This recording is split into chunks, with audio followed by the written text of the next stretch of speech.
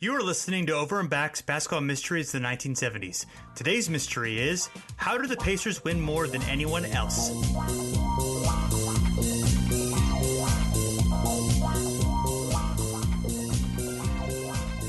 Hello, and welcome to the Over and Back Classic NBA podcast. I am Jason Mann, and my very special guest today is Mark Montieth, who is a member of Pacers.com and a great Indiana Pacers historian. Welcome, Mark, to the program. Nice to be here, Jason. And we are going to talk about the great Indiana Pacers dynasty of the 1970s, the team that won 3 ABA championships and went to 5 finals appearances in 8 seasons. And quite a fantastic team, of course, during that time, led by Roger Brown, Mel Daniels, Freddie Lewis, and Bob Netolicky, among other great players who came along. George McGinnis, for example. So, can you talk a little bit first about just what made the Pacers such a special and interesting team? Well, beyond the talent, and they were very fortunate in the beginning years to accumulate this talent. They wound up having great chemistry. I mean, really, the way this thing fell together is pretty remarkable. You know, the Pacers were one of the original ABA franchises in 1967. There had been an effort in the city to get a professional basketball team, and an NBA team. Throughout much of the 60s, the Cincinnati Royals would always play a couple of games here. And then, when the ABA was formed, it kind of was perfect. There was already a group here trying to get a team, so they were happy to jump on board. And you think about it, they wound up hiring Mike Storn as their first GM, and he was actually their second choice. And he was marketing director of the Cincinnati Royals, but had a connection with one of the Pacer founders. And, Freddie Lewis had played for the Royals that year. So they signed Freddie up, gave him a nice raise. So they get Freddie Lewis, their future captain, all-star, really an underrated player. And then, they try to get Oscar Robertson for the franchise, to be a player coach. And he really wasn't that interested, didn't want to take a chance on a new league. But he said, hey, there's a guy in Dayton named Roger Brown, who I've played with in the summers. He's really good. You got to go get him. He, of course, had been banned from the NBA and NCAA. Unfairly, really. So, okay, you got Freddie Lewis, you got Roger Brown. They draft Bob Netolicky in their initial draft. And then at the end of their first year, when they were a losing team, 38-40, the Minnesota Muskies are in dire financial straits and about to move to Miami and be sold. They needed cash immediately to pay off some debts. And the Pacers were able to come up with what was believed to be $100,000 to get Mel Daniels, who had been Rookie of the Year. So, right away they got 3 All-Stars, really, just waiting on him practically. And then, early in the second year, things aren't going well. They decide to make a coaching change. And it just so happens Slick Leonard's up the road, half an hour to an hour in Kokomo, working for Herff Jones, selling class rings. And he decides to take on the coaching responsibility, never gave up the Herff Jones job for a few years. He'd drive down from Kokomo, really about an hour's drive for practice and games. And you've got an NBA veteran player and coach and a guy who turns out to be a really good coach. So it just came together almost, mystically. It wasn't like you had a great GM who was an unbelievable judge of talent. Is just that you had these guys who happened to be available to you. So this group wound up having a real special chemistry, and Leonard was the perfect coach for him. He knew when to kick him in the behind. He knew when to throw an arm around him. And, they had their conflicts. It wasn't all roses by any means, but, Mel Daniels to me was the heart and soul of it. He was the guy who was so intense and would get in fights and would back his teammates and that type of thing. And on the other hand, he had a guy like Roger Brown who was really laid back and who needed a kick in the behind. And Bob Netolicky was kind of flaky and needed a kick in the behind. And Freddie Lewis was a natural leader. Then you throw in supplementary players like Billy Keller and other guys, and it just came together. Whatever bad luck the Pacers have had over the years, I've always thought that they probably burned up all their good luck in the formative years in the ABA because so many things just fell together for him. So just a combination of talent and chemistry. Yeah. Well, that's obviously, what it takes. And, it sounds like, from what I've read and heard that, Slick Leonard really brought a sense of togetherness and purpose to the team, and had them undergo brutal practices and, gave them a lot of tough love to make them physically and mentally tough, but also paired that with a sense of wanting to be together as a family, of getting together after a game for a few minutes after each game for a drink, and also doing things like taking the team to hospital wards with dying kids to show, like, hey, you're really lucky to be doing what you're doing. Look at what these kids are going through. Just shows you what you have, and we sort of had a mix of both the tough and the inspirational. Yeah, no question. Tough love. That's just an aspect of his personality. He was a losing coach in the NBA because just didn't have the talent or experience to win with the Chicago Zephyrs and then, the Baltimore Bullets when the franchise moved. And, he was lucky to get a second chance in the ABA and, wound up inheriting quite a bit of talent. So, it's interesting. When he first took over, it's not like it turned around right away. They continued to struggle. They were, I believe, 2-7 when Larry Staverman was fired and Slick was hired. And, they continued to struggle under Slick. Slick left Roger Brown home on a road trip to send a message to him. But even in those early weeks of his coaching period, he would talk really optimistically in the newspapers, like, hey, you might think I'm crazy, but I think we can contend for this division championship, that type of thing. Mm-hmm. And really injected some confidence. But he was, he was a butt kicker. He would keep him in the locker room for an hour after the game if they had a bad performance. Like you said, they would have some brutal practices, but they also would get together in the bar on the road and have a drink together, whatever. Back, of course, in this time, they weren't flying charter. They were flying commercial, so their flight, they would have to go back to the hotel after a game on the road and fly out the next morning. So his rule was that you've got to be in the bar for a drink. You don't have to drink alcohol, but you got to show up. And if you have a friend who's meeting you in town, that's fine, bring him, but you got to be there. We're going to have,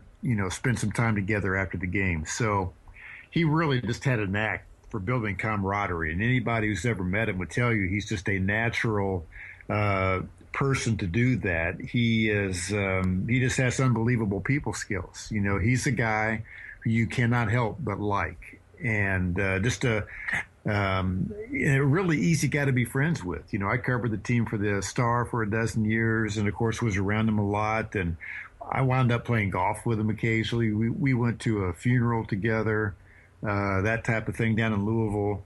And, if you had told me as a little kid growing up here in Indianapolis that one day I'd be hanging out with Slick, I would have thought you were crazy. But, once you meet him, he's just a really easy guy to hang out with. So the players truly loved him. They get mad at him at times, of course.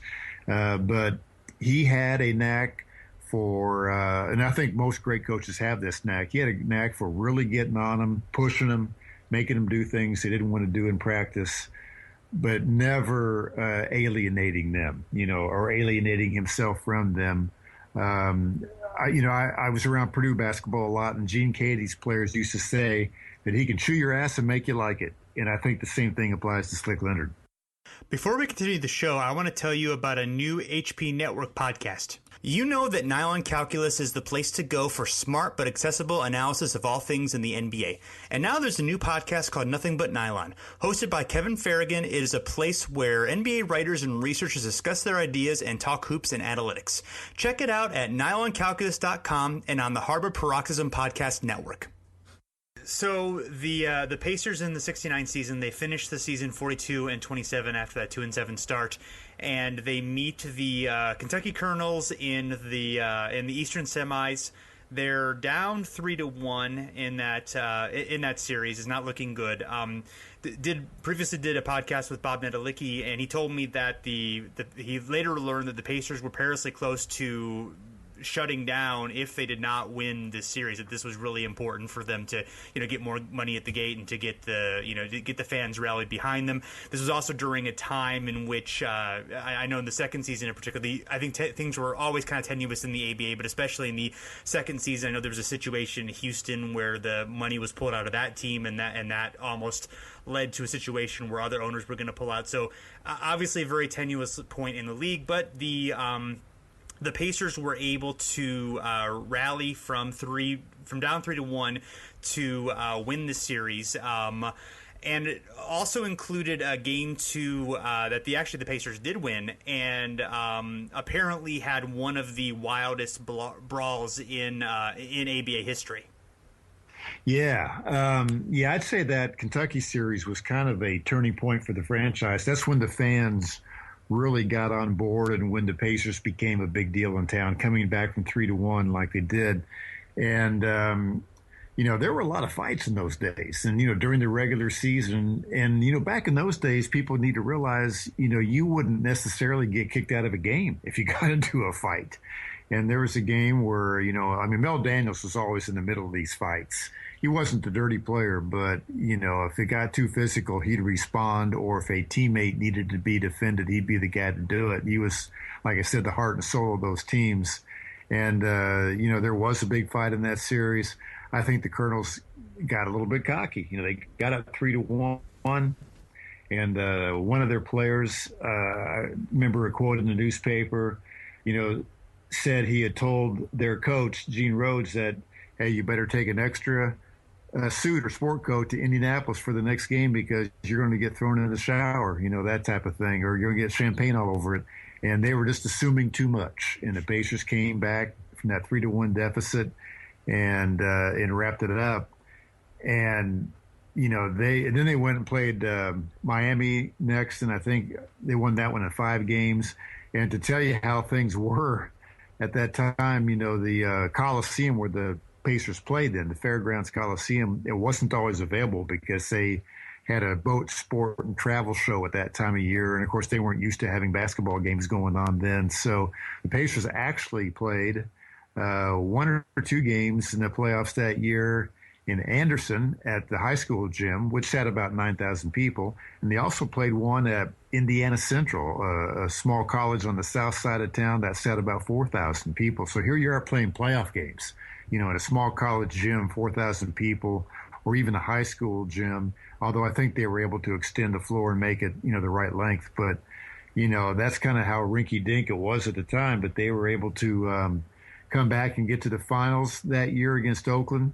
And that was really when the Pacers caught on during that playoff run that year. Yeah, and I know there was sort of an initial, the debut game of the, which was against the Colonels in the first season. Had a huge crowd, had like a huge overrun crowd, like thousands of people trying to get into the game. But once they started to not really be successful in the first year, the crowds went away. But they did kind of come back, obviously, once they reached the finals and made a run against the Oaks. The Oaks were really a powerhouse team that year. They won 60 games. They had Larry Brown, Doug Moe, Warren Jabali, Rick Barry also on the team, although he was injured for most of the season, including the finals. So, and the guy who was really the spark of that series for Oakland was Warren Armstrong, who became Warren Jabali. He was Rookie of the Year that year, and he was just a monster player, 6'2", 6'3", and really played a forward. He could jump so well and so athletic. And there was a key game in that series where the Pacers actually won Game 2 in Oakland, so they come home tied 1-1, and then Game 3 at the Coliseum, they had a lead, and Oakland had the ball out with just a few seconds to go, and Slick Leonard had whenever he wanted an intentional foul, it was called yellow, yellow, yellow, and Tom Thacker was in the game and was supposed to foul Jabali, or whoever was guarding the player who received the inbounds pass was supposed to foul immediately to put him on the foul line because the Pacers were up 3. And Tom Thacker didn't get there in time. Jabali hit like a 35-footer with a few seconds to go. And Thacker thought, he's just too far away. I don't need to get out on him now. And lo and behold, Jabali hit it. He was Armstrong at the time, Warren Armstrong. That forced overtime. The Pacers were deflated. Oakland won that game, and then they really they dominated Game 4. Then they went back to Oakland in the fifth game and won an overtime game. So it was a great series, but really Oakland had the best team. Alex Hannum had won a championship with the Philadelphia 76ers. He's their coach. You got Larry Brown, who had been MVP of the first ABA All-Star game. Doug Moe was an accomplished player. Jabali. They didn't even need Rick Barry, who was the best player in the league. So that tells you how good they were. And in fact, you could argue they were maybe a little better without Barry because they actually liked playing without him because they all got to share the ball more. Barry was such a dominant player that he was kind of difficult to play with because he takes so many shots. So I think that Oakland team took a lot of pride in winning without Rick Barry. Doug Moe was such a good defensive forward. Larry Brown was such a great passer, and Jabali, had so much talent that was a very well put together team even without Barry. So 1970, the Pacers.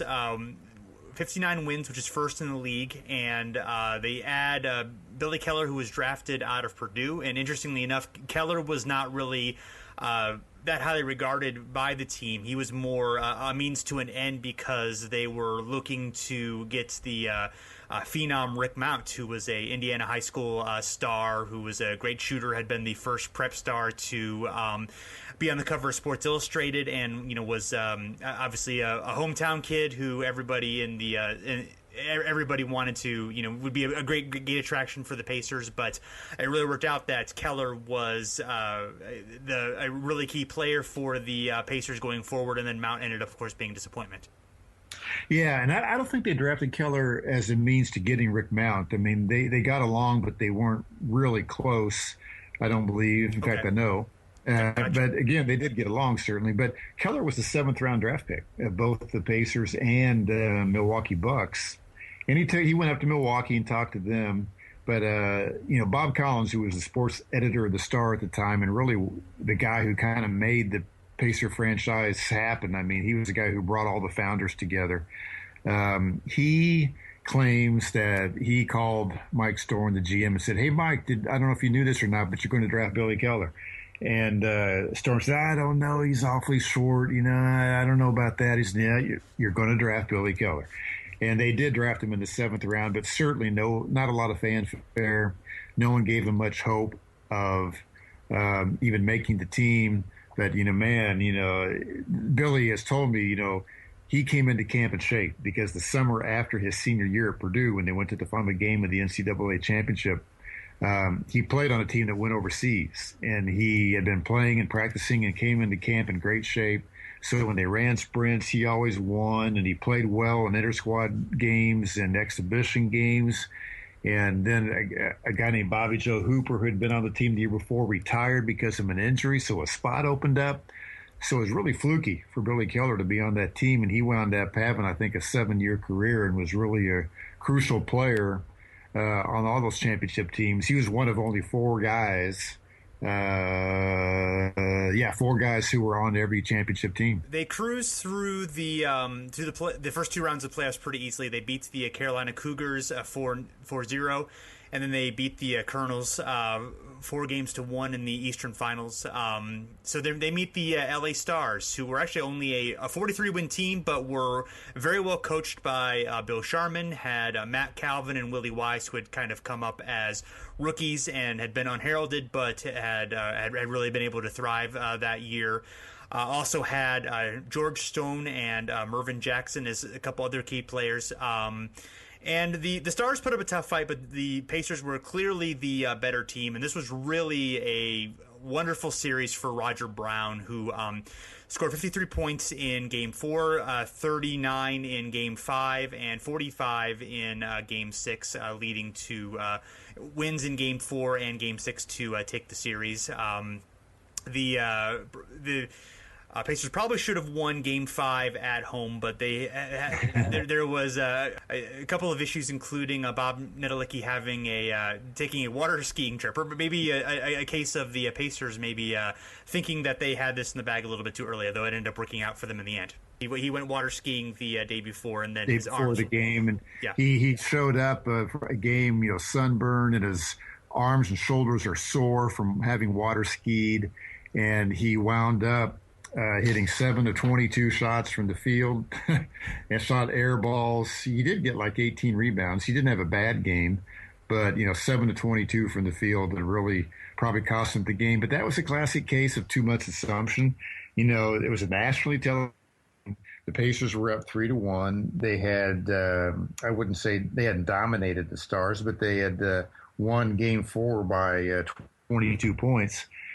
So they come home with their champagne on ice in the locker room, and you got national television, and everybody's assuming they're going to wrap up this championship at home. And, Neto goes water skiing, and Utah came out and played great. So they had to go back to to L.A., L.A. Stars. They had to go back to L.A. and win it in Game 6. And, of course, they're able to do that 111-107 to win their first ABA title. Have you heard any, particular stories about this series or anything that really stands out to you, or just like the feelings the players had, finally winning that first championship? Yeah, that series was all about Roger Brown. That was the peak of his career. A guy who had been over in Dayton working in a General Motors factory, just kind of getting by. His wife was a nurse, and they were doing okay. But he, had been banned from basketball, and he really peaked during that series. I mean, he was just outstanding. And Roger Brown, a lot of people forget, by the time the Pacers won their third title in 1973, was coming off the bench. He just was breaking down physically, and he wasn't the guy who worked out in the summer or really took care of his body. But in that series in 1970, he was just absolutely outstanding. And, you could find clips of it here and there, and they're worth looking up because he was really a unique player, so graceful. Nancy Leonard told me the story once that when they're out there for Game 6, she had traveled with the team, and she's standing in the tunnel where the players walk by to take the court, nervous as could possibly be because she had to be wondering if they just blown the series by not winning that game back in Indianapolis. And she said Roger Brown walked up to her and said, "Boy, you look scared to death. We don't have anything to worry about." And went out and they won the game. Afterward, Roger was not an emotional or demonstrative player by any means.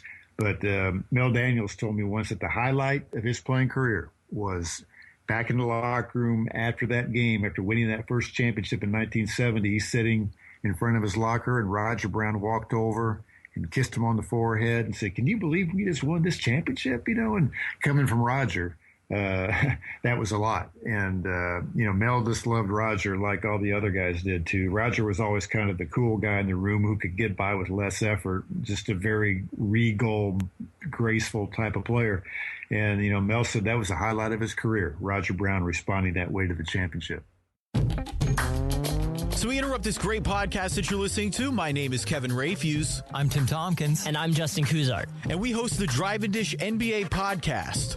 We cover every team in the league and a bunch of really fun segments like Random NBA Player, Drive and Dougal, and Hot Takes from Reddit. So when you're done listening to this podcast, give us a search on iTunes or whatever podcast streaming app you're listening on. We're also at driveanddishpodcast.com. We are the Drive and Dish NBA podcast.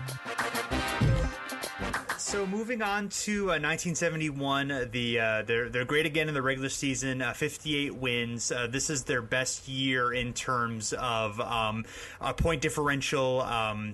Basketball Reference's simple rating system as 5.63, which is the second in the league and their highest mark of any of those teams by quite a significant margin. They moved to the Western Division that season with some teams moving and some realignment of the ABA, and which was beneficial to them because they could play Kentucky in the. They would, if they were able to play them, they would be playing them in the finals, which worked out for them later on. That matchup actually happening. Mike Storin, who was the general manager of the Pacers, moved on to become the Kentucky president and general manager. Is there a story behind why he moved on to that job, or is anything interesting behind that?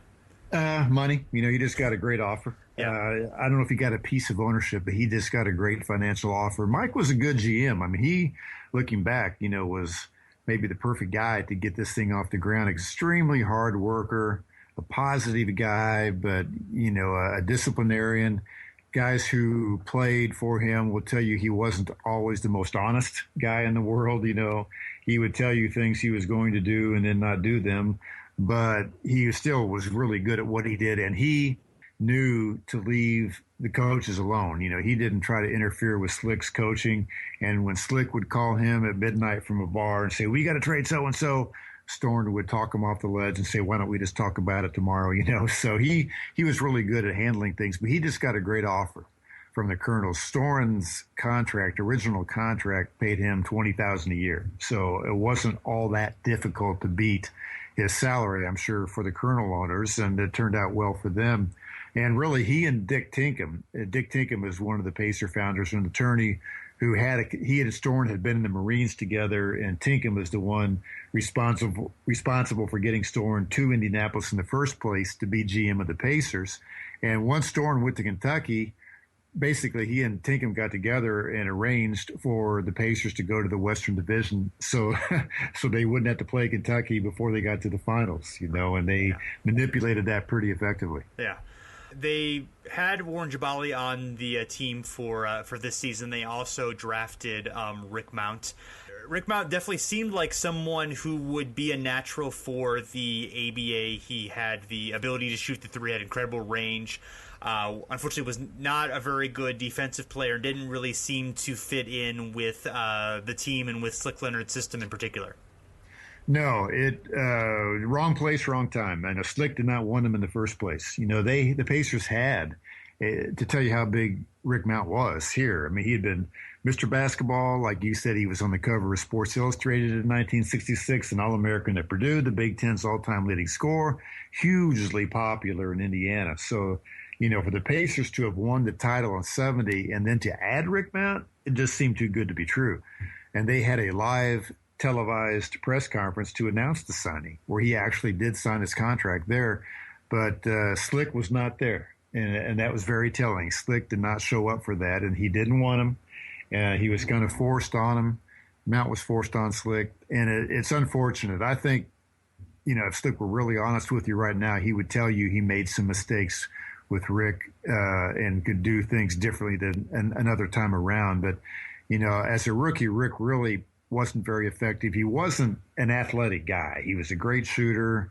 He had a quick first step and could get a shot off, but on the pro level, he really wasn't athletic enough to be an effective player, although later in his career with other teams, he was pretty good. But he wasn't a factor on that first Pacer team. But, Billy Keller was in his second year and was playing well. And as you said, Jabali is on this team.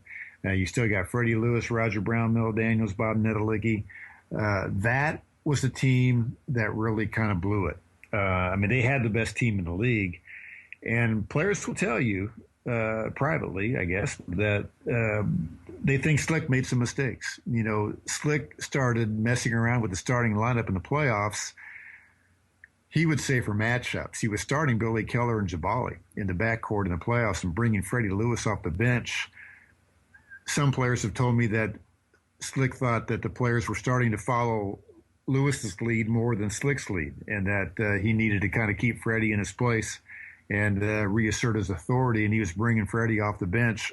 There may be more to it than that. Maybe Freddie was, guilty of trying to do too much or be too much of a leader, but there were some issues there within the team.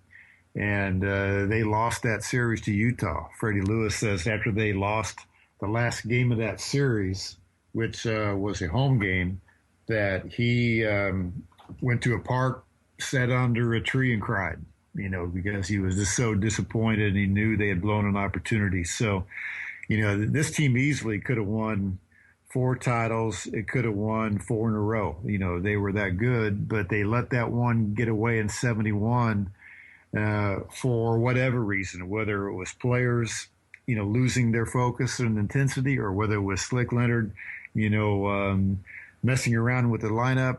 I know in the last game, the one they lost at home to close out the series, players said that he changed strategy at halftime and told them to slow things down. And they felt like that cost him, but they let that one get away.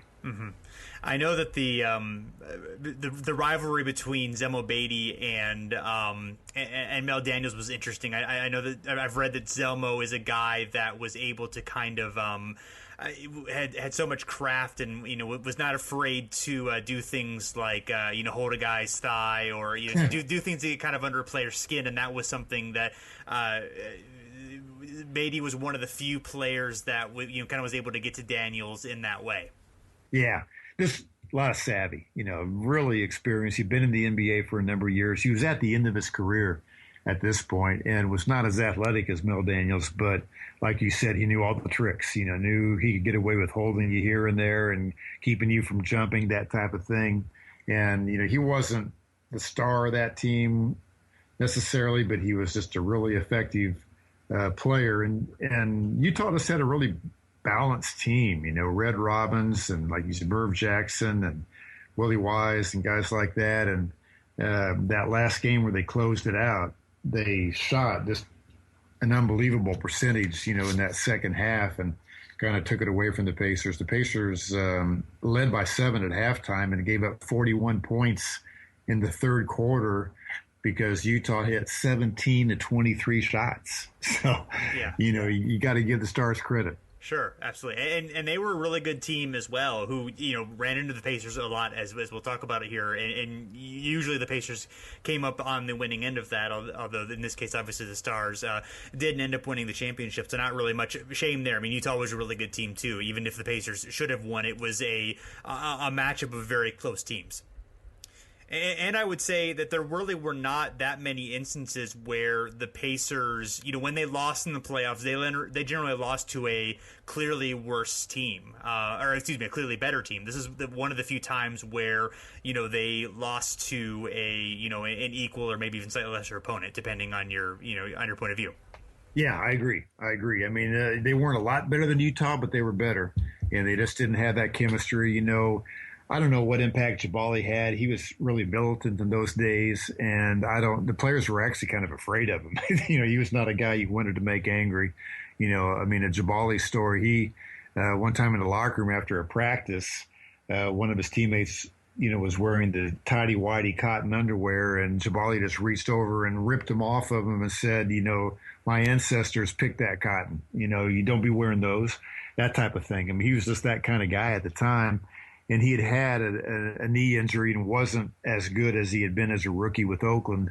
So he really didn't help him that much. Billy Keller had 33 points in the last game of that series against Utah when the Pacers went down. But it just wasn't enough. So the chemistry just wasn't the same, and Jabali was gone the next year. Yeah. But they added that the next year, the two key pieces. One, of course, George McGinnis, who came from Indiana University and was really probably the second major hardship star to come out early from college after Spencer Haywood. And I read that it was very tricky to sort of woo him from Indiana because of the perception that they wanted to avoid, that the pro team was trying to to take the popular college star away from the very popular university in the state. Yeah, it was, and they kind of finessed it. There were, during that 71 playoff series, there were articles in the paper, rumors of George McGinnis signing, and then I think it was during that series that it actually became official that he was going to join him. George was so advanced physically that college ball wasn't that big of a challenge to him, and like he told me years ago that I didn't go to college to be a lawyer or a doctor. I wanted to be a basketball player, and I had the opportunity at that point to become a basketball player. And the story behind that is his father had been killed in a construction accident the summer after his senior year in high school. And so his mom, I don't think she was working at the time, so he needed to support her financially. So he had a huge incentive to get into the professional basketball ranks as quickly as possible. The Pacers were happy to give him that opportunity, and so he was quick to jump on board.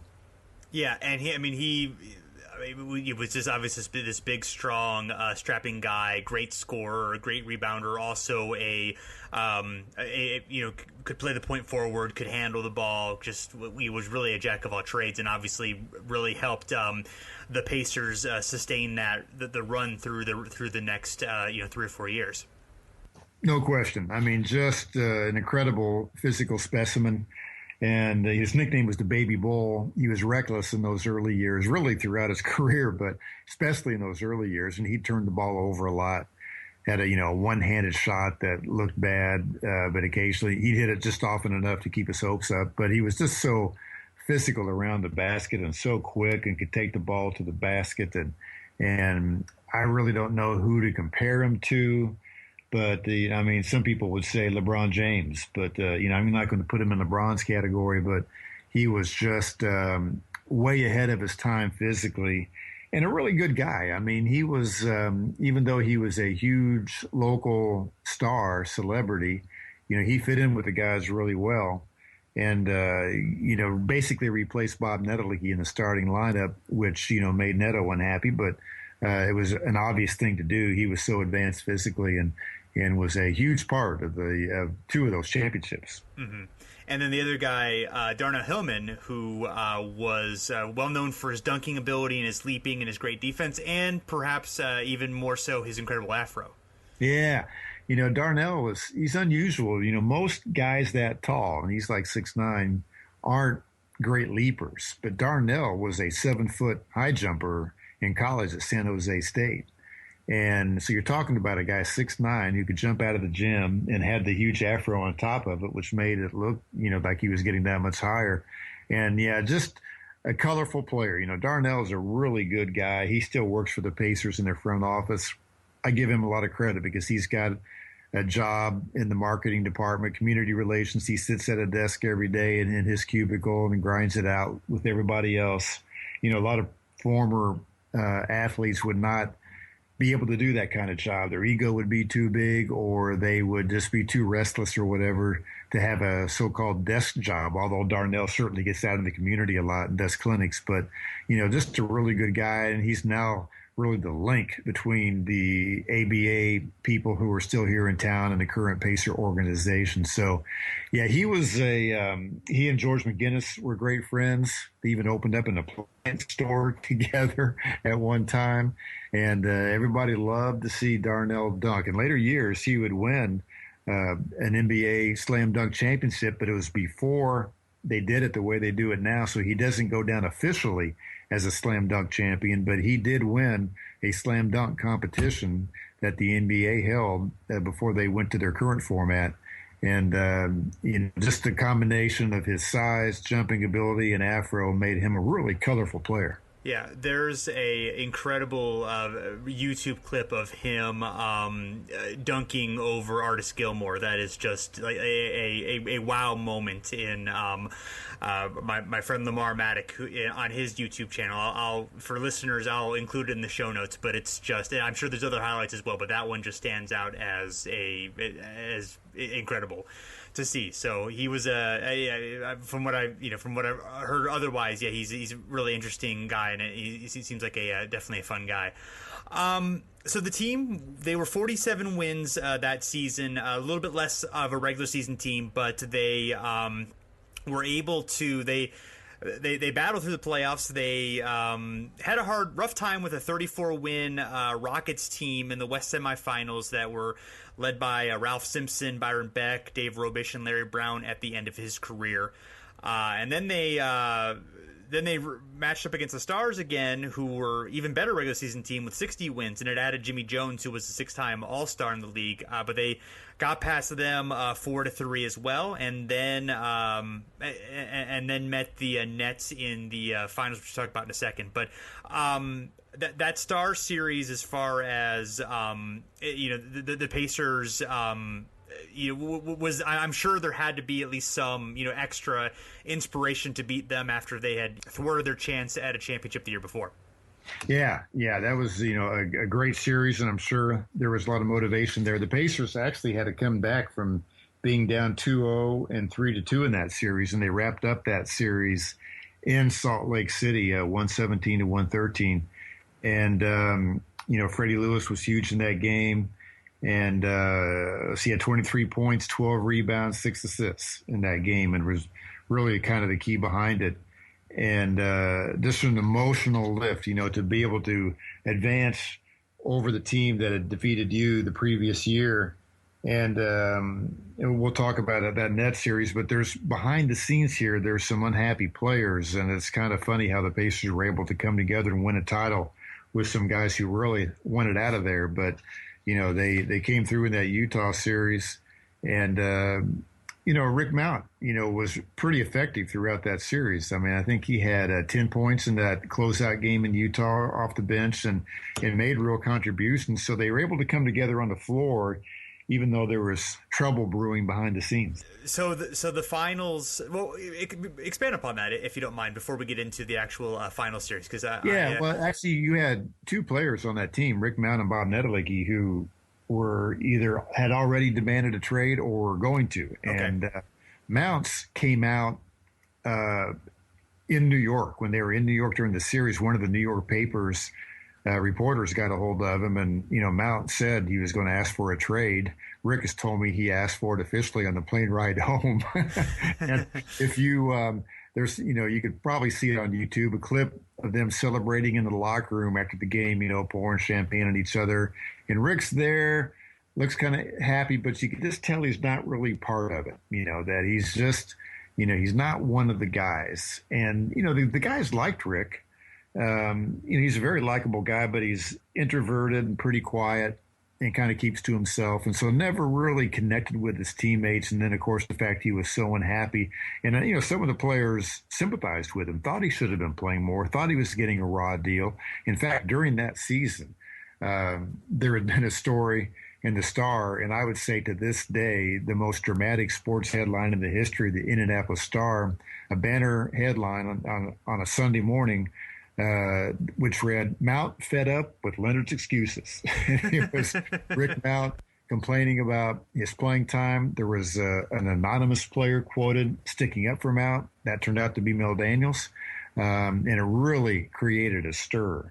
And Rick had probably gotten a raw deal to that point. There had been a game in Pittsburgh where he had played really well the first half, and I think either missed a couple shots or had a turnover early in the second half, and then was benched for almost the rest of the game, that type of thing. And there was really some doubts about the way Slick was handling Rick Mount, because he was playing better and he was having some big games.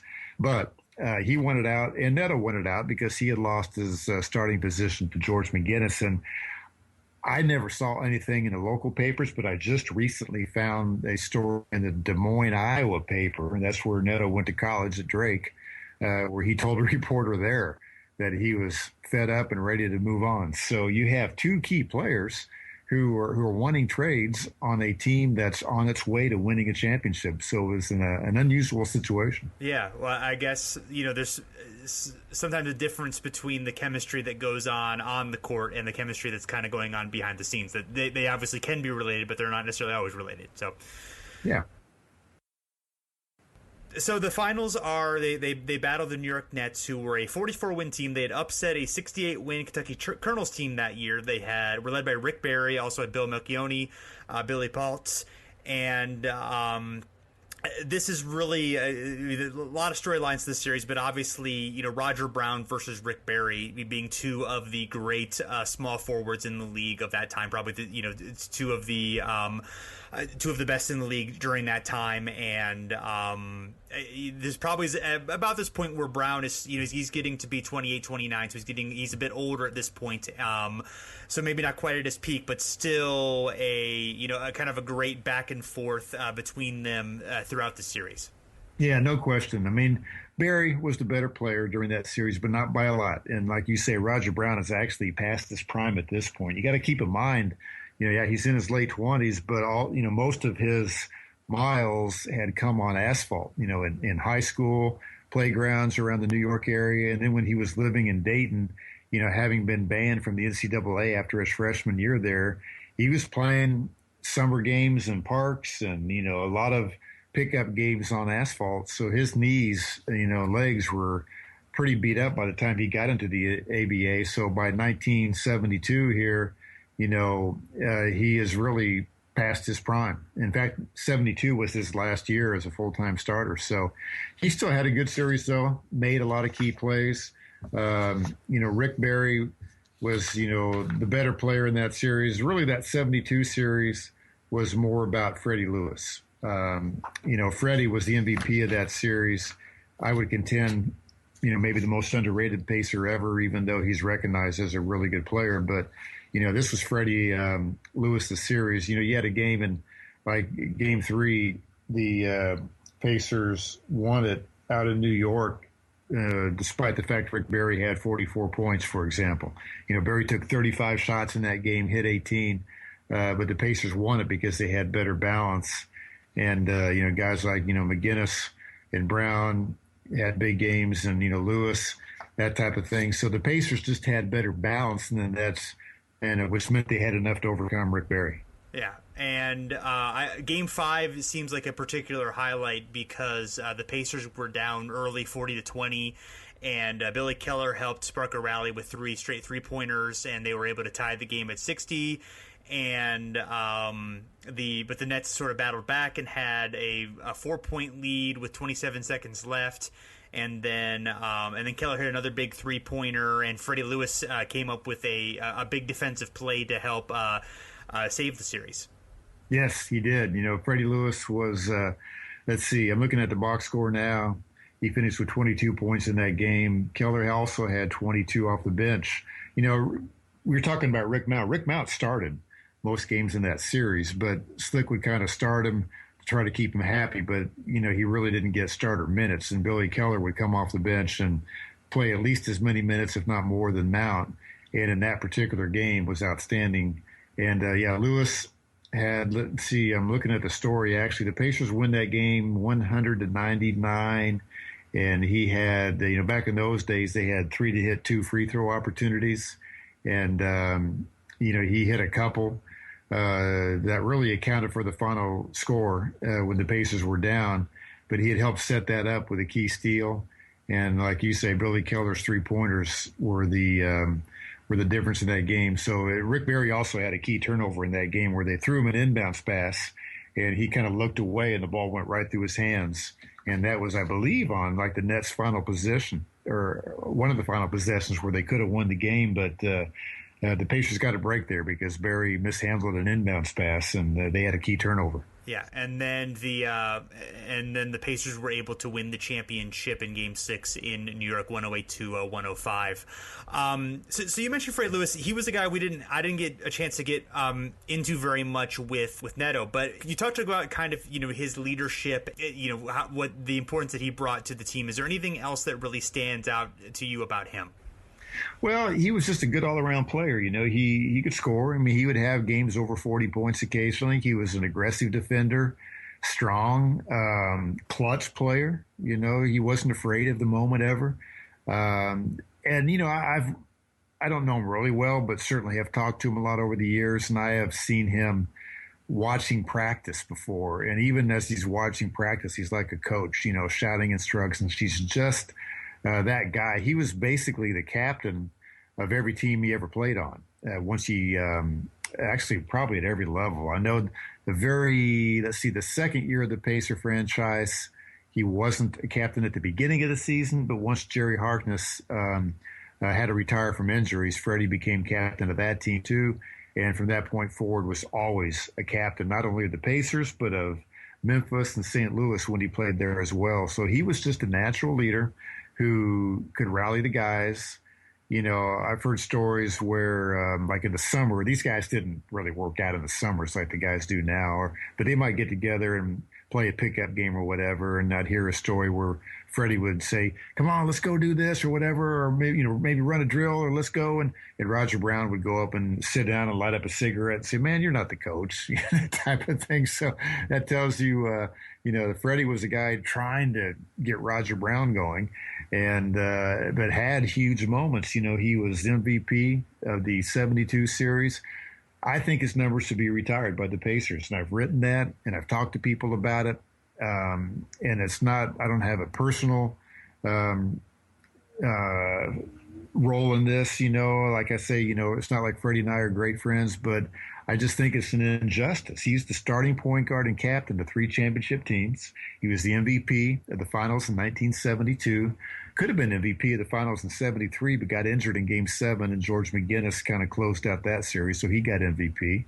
He was MVP of the All-Star game one year in St. Louis. I mean, I just don't see any good reason why his jersey should not be retired. I think I can make an argument that Freddie Lewis is more deserving of a retired jersey number than Roger Brown. I mean, Roger Brown didn't do anything that Freddie Lewis didn't do. Roger was MVP of the 70 finals, Freddie in 72. They both made, 4 or 5 All-Star games. Freddie was MVP of one of those games.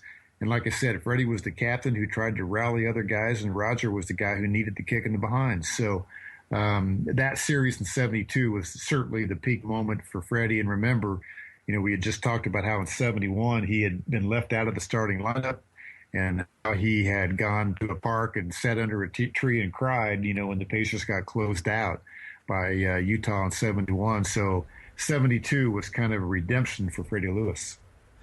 So before we get into 73, there's one thing I wanted to ask about. So I know that Mel Daniels had very much a kind of a cowboy identity that I guess he had sort of garnered when he went to college in New Mexico, and that sort of he had a ranch in Indiana and liked to do a lot of horse riding and stuff. And I read in Loose Balls about how the sort of the cowboy thing spread to sort of the other players, and they would all kind of ride horses together on the ranch, and then they would carry guns, and sometimes the guns would be in the locker room, and that sort of caused a few nervous feelings of guys having guns in the locker room. Please explain if you can. Yeah, it started with Mel. Mel grew up in Detroit, but his mother, I think, had some roots to the Southwest and liked the cowboy thing. Mel's wife, Cece, he met her at New Mexico. And, I think she's got some Indian blood in her heritage.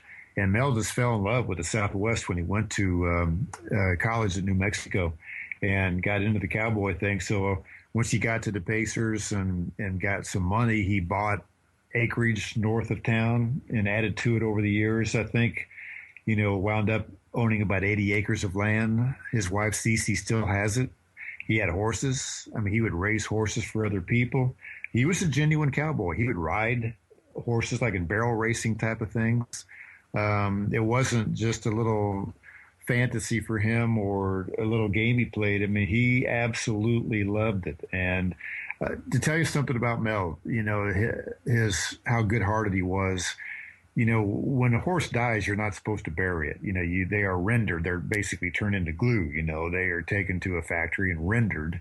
Mel did not have the heart to see that happen to his horses, so he would bury his horses on his property, with a backhoe. And I think it's safe to tell that story now that Mel's gone. But that, to me, says something about Mel Daniels. And that caught on, I mean, Roger Brown, his second wife, Jeannie, still lives in the house they shared together. They have a big backyard, but it's hardly a ranch. But they had a horse for a while, and Slick Leonard had a summer camp, a boys' camp that he had for a few years, and the Pacer players would participate in that, and they'd have horses out there. And Mel tells the story one time, like 3 or 4 of them rode into town in Columbus, Indiana, on horseback, like it was the Old West or something. And, what it tells you about the camaraderie. One guy to get a horse, 2 or 3 other guys to get a horse. One guy to get a motorcycle, and 2 or 3 other guys to get a motorcycle. And they'd be riding those around town. So that particular aspect of it started with Mel, and it kind of reflects that the camaraderie those guys have. And of course, if you're going to be a cowboy, you got to have guns too, right? So, sure. Mel and Roger would carry guns. Roger actually became a deputized sheriff. But yeah, they would be drawing on each other in the locker room before a game, just clowning around. And supposedly one time a gun went off and shot a hole in the ceiling. So if you could imagine if that happened today, if a player shot off a gun in the locker room before a game, my goodness, he'd be suspended for life, or for a year at least, and it'd just be a huge story. But that's the kind of thing that happened back then. Yeah. Well, I think the ABA was kind of the Wild West in a lot of ways in basketball, so it only appropriate for there to be the Cowboys as well. Yep. So the 73 season, the Pacers win 51 games. As you mentioned, or as you alluded to, Bob Netolicky was traded to Dallas, and Rick Mount traded to Kentucky. They also added former All-Star Donnie Freeman to the team, and rookie Don Busey was also added to the team.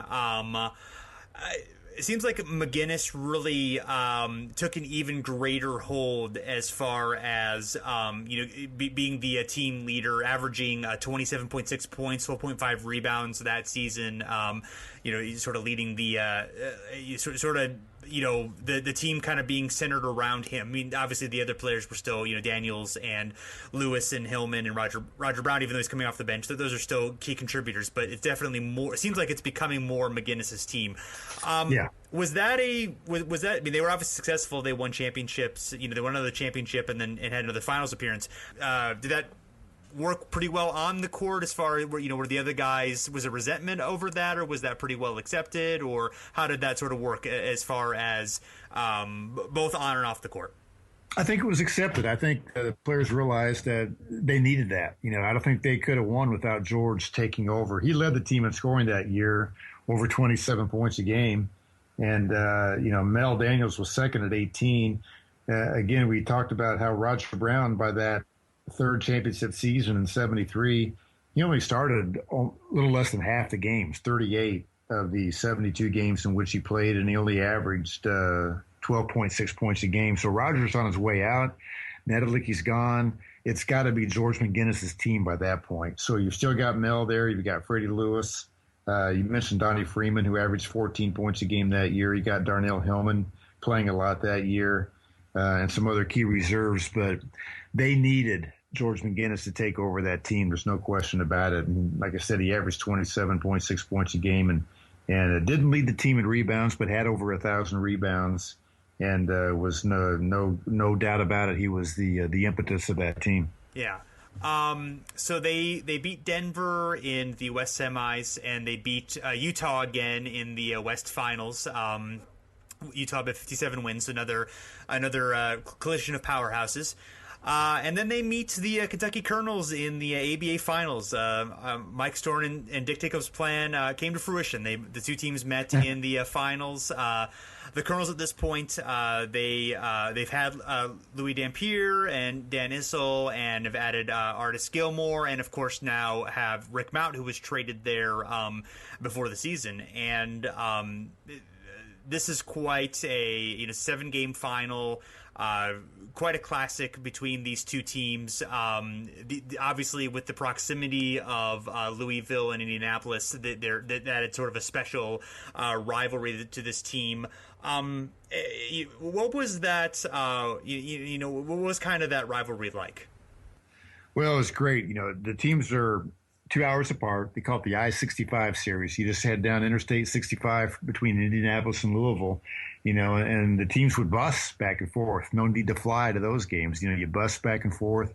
Fans from Indiana were able to, go to those games, and vice versa. Kentucky fans could come up here. And it was just a combination of the geographic proximity.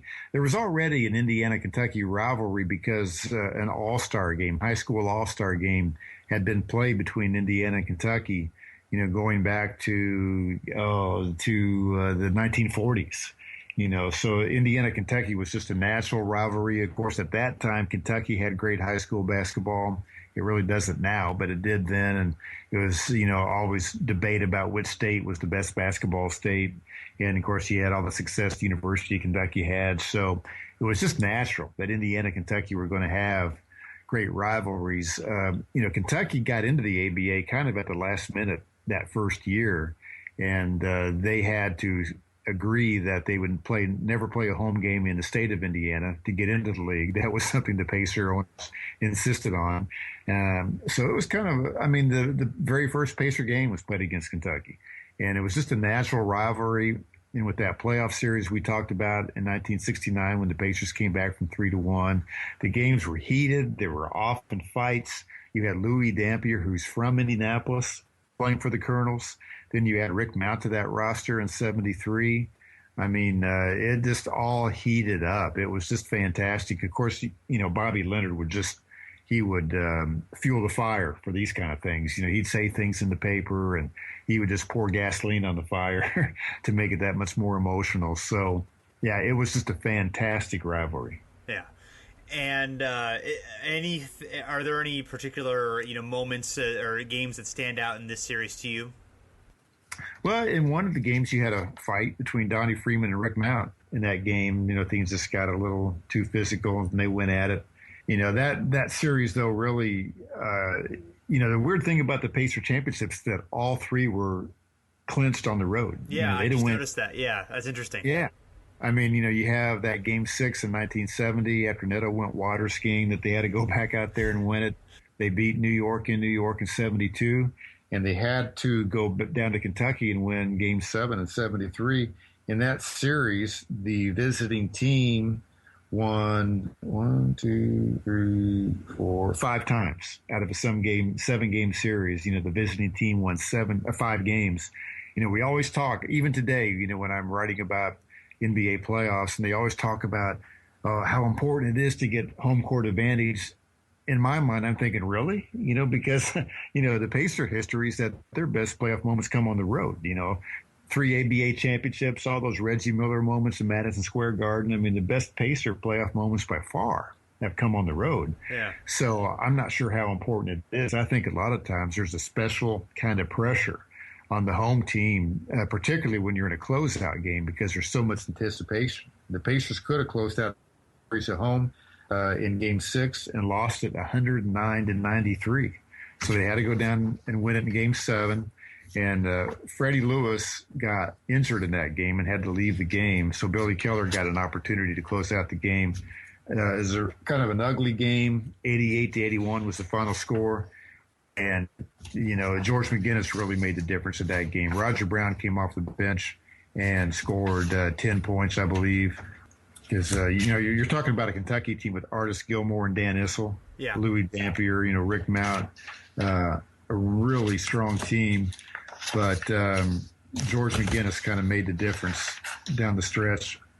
88-81, and McGinnis had 27 points, hit 11 of 21 shots. Both teams shot poorly and didn't even really – the Pacers got to the foul line more often.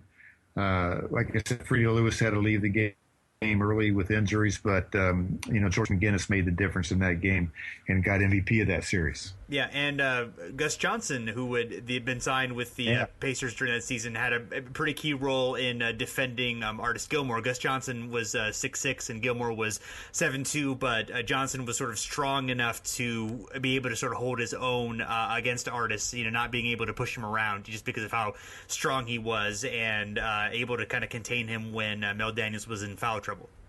Yeah, good point. I mean, Gus was really crucial, and he was an NBA veteran who was kind of literally on his last legs. He wasn't nearly the athlete he had been with the Baltimore Bullets, but was just a savvy player and brought an element of leadership to that game, to that series. There was one game in that series where Slick got kicked out and Gus took over as the coach, and the players had a lot of respect for him.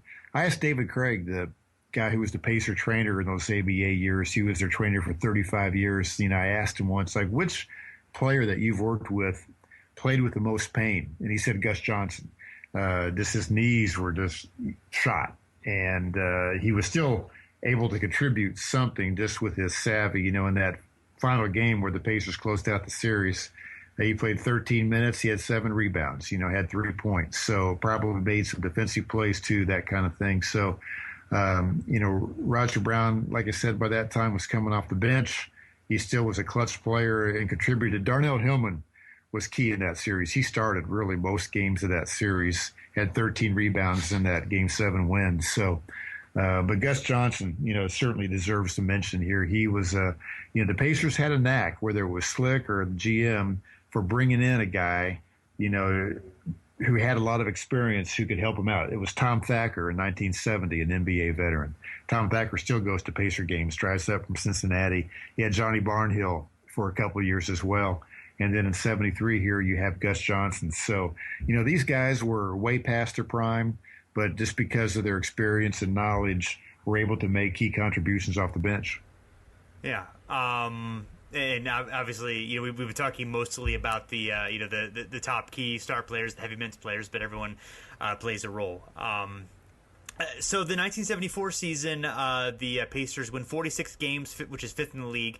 And this is basically really is the last season with the core players of Roger Brown, Freddie Lewis, and Mel Daniels. Also, Bob Netolicky back on the team from the Spurs, which actually leads to a funny situation where early in the season where he was playing for the Spurs when they lost at home to the Pacers in the last second shot. Then the Spurs protested, and then they ordered a replay of the game. But at that point, Netolicky was on the Pacers, so he played for the final 30 seconds of regulation for the Pacers plus the subsequent overtime. So he played for essentially both teams in the same game. Which only Neto could pull that off, right? Yes, that's exactly, Neto right there. Yes. So So this is obviously the last hurrah for the core of this team.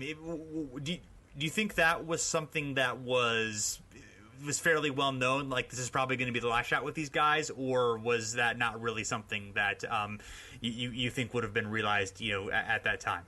Yeah, I don't think during the season people necessarily looked at it that way, but internally things were kind of coming apart. You're talking about a team that's won 3 championships. Human nature, will tell you that people start letting up and they get distracted. I mean, guys had gone through divorces. I think stardom got to a few of their heads. You got guys getting divorced. They're making more money, driving better cars. They just lost some of their hunger, and they were still a talented team. They won 46 games during the regular season, 46-38. But Roger Brown is certainly in decline. He averaged little under 12 points that 73-74 season. And Netolicky comes back for part of it, but, Mel Daniels isn't quite the player he had been in the past. And Donnie Freeman, for whatever reason, wasn't particularly happy. I don't think he was happy with his role. George McGinnis, again, is dominating this team. So things were just kind of coming apart, a combination of guys getting older and guys getting softer. You've won 3 championships. There's a lot of satisfaction and a lot of distractions going on. And after the season was over, Slick Leonard was quoted in newspapers as talking about how difficult a season it had been for him. Yeah. So speaking of McGinnis continuing to dominate, he in a game against Carolina in January of '74, he had 52 points and 37 rebounds, which is a team record in one game, which is obviously quite an impressive mark. I think actually, I bet if you went back and looked, I'm pretty sure that was a game where he was like missing shots on purpose to get offensive rebounding. Offensive rebounds to put those rebounding totals. Nice. Well, Moses Malone made a career of that, so we'll give it to him there. In the playoffs in the West semifinals, they beat the Spurs. 4 games to 3 in the West semifinals. The Spurs had George Gervin, James Silas, Rich Jones, and Swen Nader. I believe this was the first year for the Spurs in San Antonio. And they were sort of a young and up-and-coming team on the rise, with Gervin, becoming a superstar. And then they lost to the old friends, the Utah Stars, 51-win team, 4 games to 3 in the West Finals. This would be the 5th straight year they were their playoff nemesis. And the Pacers actually were down 3-0 in the series, and they were able to come back and win the next 3 games, but then they fell in Game 7 in Utah. Yeah, kind of a last gasp effort. They did. They won 3 games in a row after being down 3-1, and just didn't have enough. That last game they wound up losing at 109-87. So they came back to tie the series and go to a 7th game out in Utah, but got blown out. They just didn't have anything left. They got beat by 22 points. George McGinnis is 3 of 12 from the field. Mel Daniels scores 6 points. Freddie Lewis had 11. Roger Brown, kind of his last good moment as a Pacer, had 21 points off the bench, but just nothing left. Now Rick Mount by now is on Utah's team, and he gets the enjoyment of that victory. But yes, It was just they just ran out of gas, I guess. They rallied, they tried. I think they felt like they could turn it on whenever they wanted to, having won 3 titles, and they got, pretty soft, and they turned it on there at the very end, but just had nothing left for that last game. And this ended a playoff rivalry with the Stars that produced 3 series of 7 games and 2 series of 6 games. Anything stand out to you that we haven't talked about as far as that playoff rivalry goes? Any personality conflicts or any moments that we didn't touch on? With Utah? Yes. Yeah. Not really. Not that I could think of. They had great series with Utah. The regular season games with Utah were great. Bill Sharman was an outstanding coach, and he went on later to coach the Lakers to their, championship season, and where they set a record for consecutive victories. So you got to give Utah a lot of credit. You didn't have the drama, I guess, that you had against Kentucky. You didn't have as many fights. They were just really well-played games. But, I'm trying to think off the top of my head. I don't think, other than that 1970 series that we've talked about, it's hard to find, specific moments that really stand out. Sure. So the 75 season, they 45-39, which is 5th in the league. They new era for the team.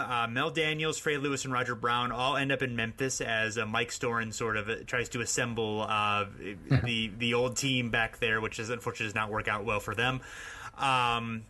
They moved to the new downtown Market Square Arena, and then Netolicky still sticks around as his last full season. He'll play a little bit in the 76 season.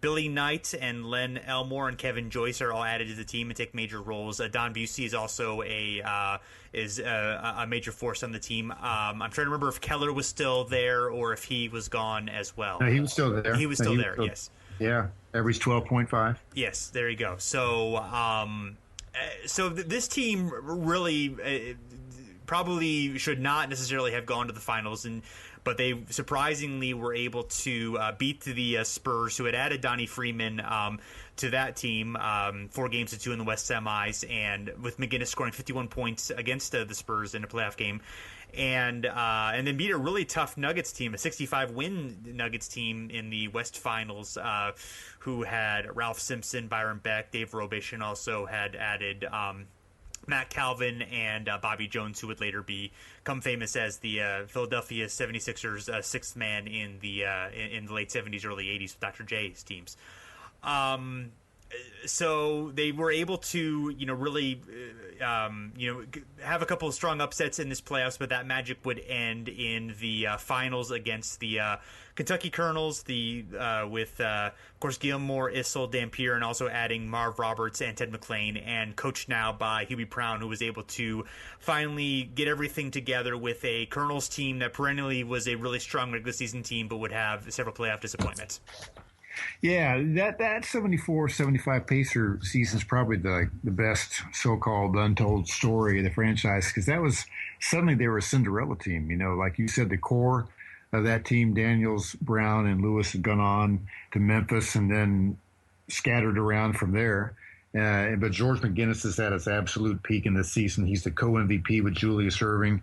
Had the best single season the Pacers ever had, averaged nearly 30 points a game and about 15 rebounds. Actually, he had 35% of his three-pointers that season. So he's at his absolute peak. There's no doubt that it's his team. You got a lot of new blood coming in. Like you say, Billy Knight was a great rookie, and they were playing in a new place, and there was just a kind of a new life. So, that team started 4-11 as they kind of got used to one another, but they hit stride, and they had some great playoff series. That San Antonio series in the first round was known as the Hang 'em High series. The marketing department of the Pacers, as it were, would hand out cowboy hats to the stat crew. They would hang referees in effigy. You can imagine at an arena. They would make a dummy like a referee and hang them. They brought in Dancing Harry, and older fans might remember Dancing Harry had kind of made a name for himself in the NBA. He would show up in games in New York and Baltimore and just go out on the floor during a timeout and start dancing, and he'd put a whammy on the visiting team, that kind of thing. So the Pacers hired him to come in that San Antonio series, and they would play Long Tall Glasses, the old Leo Sayer song, which probably most of our listeners aren't aware of, but you can find it on YouTube or whatever. Long Tall Glasses became the theme song, and Dancing Harry would have on a cape and a big floppy hat and go out there and shake his hands at the visiting team's huddle and put a whammy on him. And they were flying him to road games. They won that San Antonio series in a crazy series. Then they go to Denver, coached by Larry Brown. And because the Pacers won game 2 out there, kind of took control of the series, Denver responded with a witch. They dressed a woman up like a witch, called her Robata, and she would stand at the Pacer end of the court during pregame warm-ups and stare at George McGinnis and try to, put a hex on him. It bugged George. George laughs about it now, but, here you got this witch just staring at you throughout the entire pregame warm-ups. And so they had this kind of stuff going on, but the Pacers won that series in 7 games, won it on the road like they tended to do. And then they played Kentucky, and they just were not good enough to beat Kentucky. That was Kentucky's championship to win. But I think the fans were almost as happy with that season as they were with the championship seasons, because no one expected anything, out of that team. And you had George McGinnis, who was just tearing up the league, and then you had some promising young players. So that might have been, as fun and as entertaining a season as the Pacers ever had. And McGinnis throughout that postseason averaged 32.3 points, 15.9 rebounds, and 8.2 assists. So obviously incredible numbers. I know money was sort of, or I've read that money was tight a lot of the time, of course, with the Pacers owners were not necessarily had deep pockets, and that things became even more difficult because the owners were involved in the World Hockey Association's Indianapolis Racers, and financially they were sort of struggling, and there was a added financial tension to the team going forward, which unfortunately they would end up losing George McGinnis in the next season, and would end up being a weaker team as the ABA ended and as they transitioned into the NBA, even though they still had Slick and Leonard as their coach in the front office. But unfortunately, it was a number of years of relative struggles before the team was able to get competitive again. Really, I guess by the early '90s, starting with the Reggie Miller teams. Yeah, no question. There's the 80s are kind of a lost decade for the Pacers. They made the playoffs twice during the 1980s and were defeated in the first round both times. But yeah, the combination, they never had ownership that had the financial resources to go out and get free agents or keep their own players. They just couldn't keep George McGinnis. He basically doubled his salary by going to Philadelphia, jumping to the NBA, and nobody really resented him for it. When he went to Philly, they came back to Indianapolis that following year to play a preseason game, and George got a standing ovation. It wasn't like fans were mad at him because they knew, that he just got an offer he couldn't turn down. And the Pacers also later lost Danny Roundfield to free agency because they couldn't nearly match what Atlanta played Danny Roundfield. And there's actually a scenario, Jason, where if the Pacers could have re-signed Danny Roundfield when he was a free agent, they probably would have wound up with Larry Bird because, Bird, after his junior year at Indiana State, was draft eligible, and the Pacers, Slick met with him at a downtown hotel. And, the Pacers could have drafted him like Boston did and waited a year on him. But they just kind of knew they weren't going to have the money to sign Bird. And what had happened if Danny Roundfield had stayed, though, if they had been able to re-sign Danny Roundfield, the ownership would have been patient enough to wait a year on Larry Bird. But by losing Roundfield, the ownership was kind of panicky, like, we got to get somebody. We got to bring a player in here who's going to interest the fans and sell some tickets. So they drafted Rick Roby. And with their first pick, and Roby was okay, as you know, but hardly a great player. But some of the ownership actually, I thought that Rick Roby was as good as Larry Bird. And, Nancy Leonard claims that she told him, look, we can get Larry Bird in a year, wait on him to finish, and graduate from Indiana State. But the ownership was just too impatient. They wanted to get in a big name player to excite the fans a little bit. So they went for Rick Roby with that draft pick instead of Larry Bird. One thing that stands out to me as far as this era of the Pacers go is that after they all retired, a lot of the guys stuck around in Indianapolis and made their homes there. I mean, Daniels and Brown and Netolicky, I know some of the others really were part of the community, and I know this team still has quite a strong, there's a strong memory and a strong feeling of affection for this team. It's obviously is the most, accomplished team in Pacers history, and the most accomplished team of that era of basketball, in general. Even though it's, probably unfortunately not as widely recognized as it should be among people who aren't in Indianapolis or in the state. Yeah, they did stick around. Mel Daniels had his rants. Roger Brown stayed. Netolicky was kind of here. He went to Florida for a while, but he's been here for the most part. Billy Keller has stayed. Darnell Hillman was gone for a while, but came back at some point in the 90s and has stayed since then and has worked for the Pacers. So you had a core group. And, of course, Mel Daniels was a scout for about 25 years for the franchise and would be at a lot of games. And Billy Keller has worked for the franchise as a shooting coach, no longer does, but did for a while. So there's been that continuous connection between the community and those players. And, the baby boomers here in town, people who went to those games, certainly have a lot of fond memories. And you know how human nature is. You tend to kind of filter out the negative memories and exaggerate the good memories. But there's just the city became a major league city during that time. Indianapolis throughout the 60s until the Pacers were formed, it was high school basketball and Butler, and there was just no major league identity whatsoever for the city, and the city was hungry for that, and the ABA afforded the city that opportunity to become a major league city. So to have won championships, it just kind of lifted the entire self-image, I think, of the city. You know how it works in sports, that fans kind of assume the identity of the team, and if the team's winning a championship, the fans feel like winners too in their lives, and that certainly happened here. Indianapolis is smaller market city. We're a Midwestern city.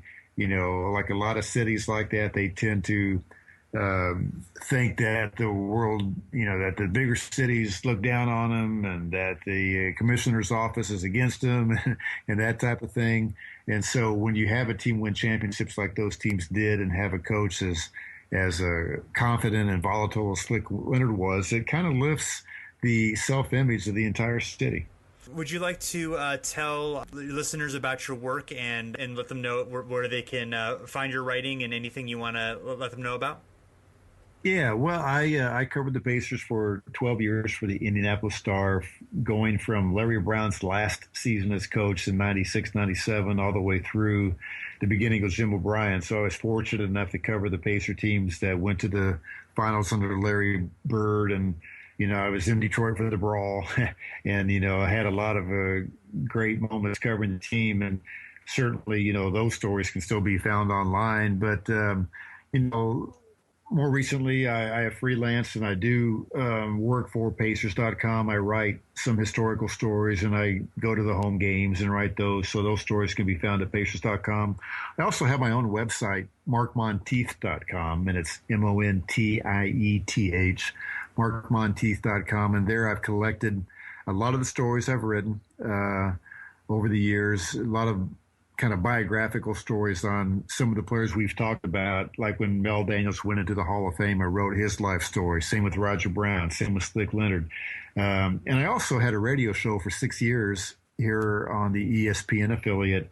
Kind of what we're doing now is like a 1 hour show where I kind of told people's stories, and I did stories with Mel Daniels and Roger Brown and Slick Leonard and Bob Netolicky and Freddie Lewis and Billy Keller and Rick Mount, and so many of these Pacers, Darnell Hillman, Billy Knight, And those are found on my website, markmontieth.com. That's a one-time subscription fee of $19.95, but you get, almost 300 podcasts, and you get a lot of stories. You get a book I wrote in 1988 when I had Inside Access to Purdue's program.